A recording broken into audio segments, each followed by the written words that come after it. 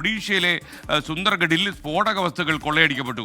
ക്വാറിയിലേക്കുള്ള 200 packet gelatin അടങ്ങിയ truck തട്ടിക്കൊണ്ടുപോയി. മാവോയിസ്റ്റുകളാണ് ഈ തട്ടിക്കൊണ്ടുപോകലിന് പിന്നിലെന്ന് സംശയം. സുരക്ഷാ സേന അടിയന്തര തെരച്ചിൽ ആരംഭിച്ചു. ബൽറാം നെടുങ്ങാടി വിവരങ്ങളുമായി ചേരുന്നു ഡൽഹിയിൽ നിന്ന്. ബൽറാം, വളരെ ചെറിയൊരു ഡേഞ്ചറസ് ട്രെൻഡാണല്ലോ അത്, ഈ സ്ഫോടക വസ്തു തട്ടിക്കൊണ്ടുപോയി എന്ന് പറയുന്നത്. പറയൂ.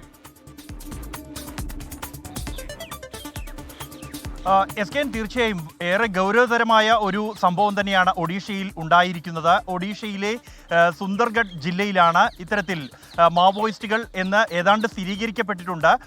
അക്രമികൾ ഒരു ട്രക്ക് തട്ടിക്കൊണ്ടുപോയിരിക്കുന്നത്. 4 ടണ്ണോളം സ്ഫോടക വസ്തു ജലാറ്റിൻ ആണ് ഇവർ തട്ടിക്കൊണ്ടുപോയിരിക്കുന്നത്. ഇത് ഒരു കരിങ്കൽ ക്വാറിയിലേക്ക് വെയർഹൗസിൽ നിന്നും ഈ ജലാറ്റിൻ സ്റ്റിക്കുകളുമായി പോവുകയായിരുന്ന ലോറിയാണ് 40ഓളം പേരടങ്ങുന്ന സംഘം, മുഖം മൂടി ധരിച്ചെത്തിയ സംഘം തടയുകയും തുടർന്ന് അവർ ഡ്രൈവറെ ഉൾപ്പെടെ തട്ടിക്കൊണ്ടുപോവുകയും തുടർന്ന് ഈ ലോറിയിൽ നിന്നുള്ള സാമഗ്രികൾ, സ്ഫോടക വസ്തുക്കൾ അവർ കവർന്ന ശേഷം പിന്നീട് ഡ്രൈവറെ വിട്ടയക്കുകയുമായിരുന്നു. സംഭവം അതീവ ഗൗരവത്തോടു കൂടി തന്നെയാണ് സംസ്ഥാന പോലീസും സുരക്ഷാ സേനയും കാണുന്നത്.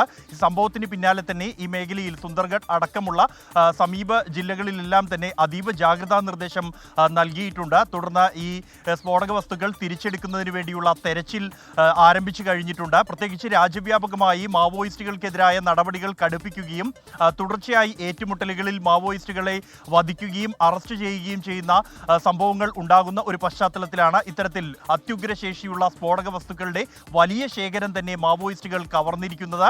ഇത് തിരിച്ചുപിടിക്കാനുള്ള, കണ്ടെത്താനുള്ള ശ്രമങ്ങൾ ഊർജിതമായി പുരോഗമിക്കുകയാണ്. S K N. Okay, thank you Balram Nedungadi.